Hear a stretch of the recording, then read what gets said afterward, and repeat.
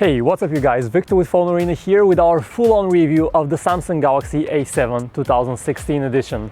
And now this is a mid-range device, so not exactly top of the line, but also not really cheap.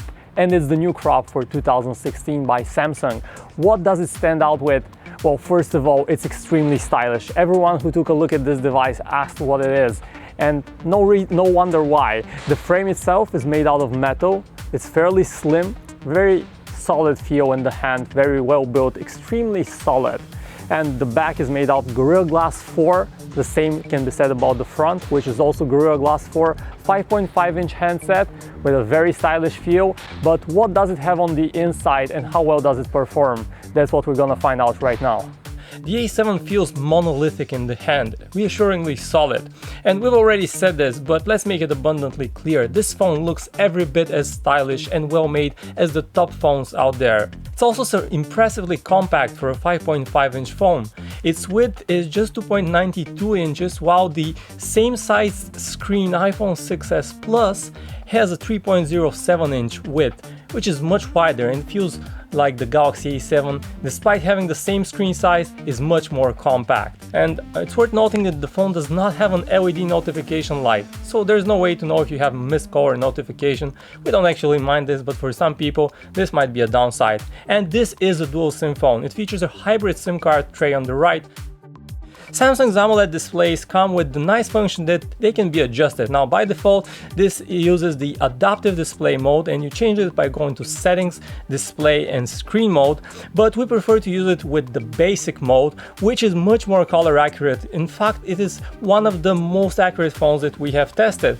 Now outdoors this is not the brightest of screens, but we measured it against the iPhone 6s Plus and we found that in many cases it's actually easier to see this screen outdoors, so good job Samsung.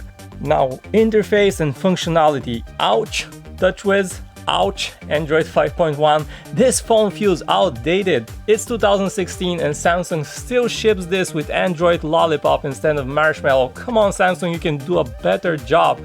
Will the A7 ever get Android 6.0 Marshmallow? Now that's a good question, we don't know. Samsung will probably tell you that it will, but we don't know the time frame and it's just gonna take a long time if it ever gets this. Then there is TouchWiz. Sure, it has improved and sure it has become leaner, but it's still cumbersome. It seems to run smoothly for a moment and then starts lagging and stuttering the next moment, and it just does not run consistently. And this is typical for Samsung. You see a little bit of a stutter right after you press an icon. It stutters for a while, then the app opens, and this stutter is kind of annoying, especially when you start noticing it. Then there is the Flipboard magazine on the leftmost screen. When you scroll to it, it always refreshes and takes a second or two and breaks the fluidity of the interface. Not so convenient.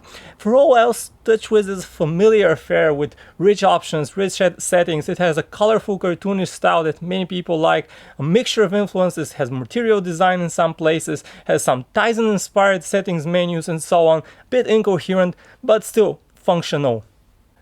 Now what about the processor and the performance? It put simply, this phone lags and stutters way too often. Under the hood we have the Snapdragon 615 system chip with 3 gigs of RAM, and some versions of this phone come with an Exynos chip of a similar performance, so no big difference there expectedly.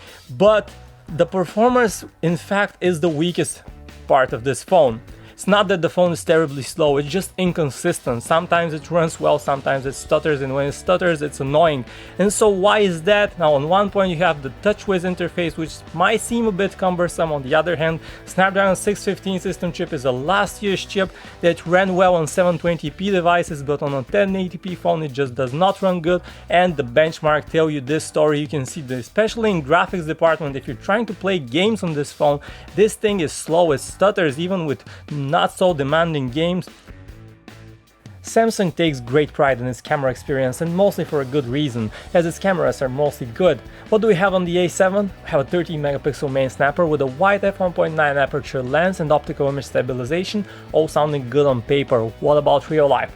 Now the camera experience is fast, and that's the first thing you notice about this phone. You have the very useful quick launch for the camera shortcut, where you just double press on the home screen to go into the camera app from any place in the interface, even from a lock screen, and that's extremely useful and nice. The camera app itself is a typical Samsung thing. It's great. It has a separate button for photo and video capture. It has a very convenient button to switch between the front and the rear camera conveniently within reach, and it has the pause button for video, which the iPhone, for instance, lacks. So what about image quality though? It's good, but it's not great.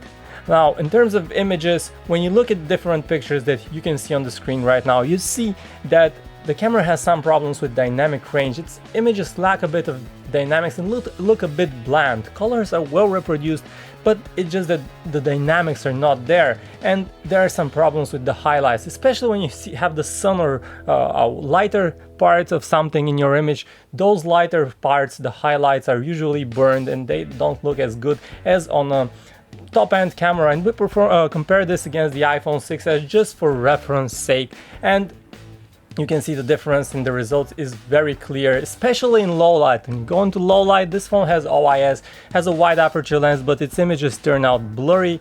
At night, they miss the colors also fairly often, so not that great a camera. Up front, you have a 5 megapixel camera for selfies, and it takes selfies in a very wide format, so a lot of the image comes into view. Not that great when you're trying to just get your face in the picture, but if you're trying to fit a group of people, it's fairly useful. And image quality in the selfies is again good, but not great. Images don't turn with a very sharp detail, not as sharp as we'd like. What about video quality? Now here is the bummer, you don't have 4K video on this phone, only 1080p. 1080p is not bad in itself, but 4K is vastly superior with a much sharper detail, higher bit rates, and it just looks much better. Here, 1080p at 30 frames per second, not bad per se, but not great either. While the camera quality might not be great and the performance overall might be below average, what is excellent in this phone is battery life. It's outstanding, it's really good. It's one of the best phones we've tested in terms of battery life, and the Galaxy A7 2016 comes with a 3300 mAh battery that is not removable, built inside the body. Features quick charging as well, so it can recharge for just 1 hour and 40 minutes from 0 to 100%, which is fairly fast, not the fastest, but among them. And battery life, we on average got around a day and a half with fairly good share of usage, not super heavy. And if you're using this phone even on a busy day, you still should be able to get through your day from 7 in the morning until very late in the evening with no problems, without needing to recharge it. You also have the very useful ultra power saving mode that is particularly good when you need to take a phone call and your phone has just a few percentage points left. You just switch to that and you can take phone calls. You can't do much else. You can browse the web, but you can't do much else. You can use most apps. So this is a nice thing to have.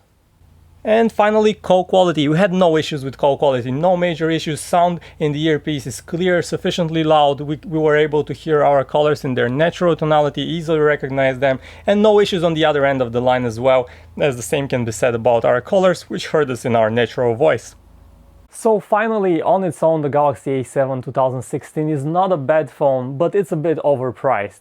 Its positive side is that it's extremely stylish, and people, when they see it, they notice your stylish device. And if that's what you value, you should definitely consider the phone. But if you're after performance or after looking for the best camera experience, this may not be the phone for you.